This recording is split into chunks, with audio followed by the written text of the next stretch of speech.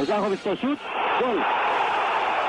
Γκολ και μάλιστα στη γωνία που φύλαγε ο Ελευθερόπουλος. Μια επέλαση από αριστερά η Σέντα αυτή τη φορά, είναι ακίνδυνη. Πω τι έκανε ο Ελευθερόπουλος. Ζητούν να περάσει τη γραμμή και να είναι γκολ. Κοιτάξτε εδώ πως φεύγει από την αγκαλιά του Ελευθερόπουλου. Πάει προς τη γραμμή από μια άλλη λήψη. Δεν έχει περάσει νομίζω όλη η μπάλα τη γραμμή, έτσι όπως φαίνεται. Και πάλι στα πόδια του από το κόψιμο του Καραταΐδη. Νέα σέντρα σούτ επικίνδυνα. Περνάει από όλους και ο Ολυμπιακός γλιτώνει αφού ο Μάριτς.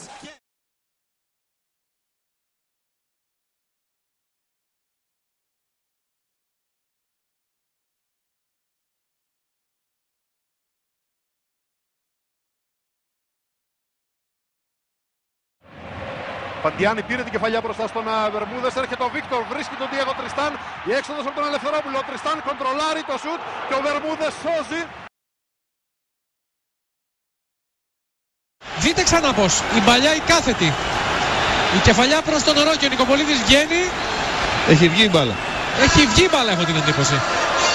Εδώ θα το δούμε. Η μπάλα έχει βγει όλη έξω, όλη έξω είναι η μπάλα. Η μπάλα όλη είναι όλη έξω.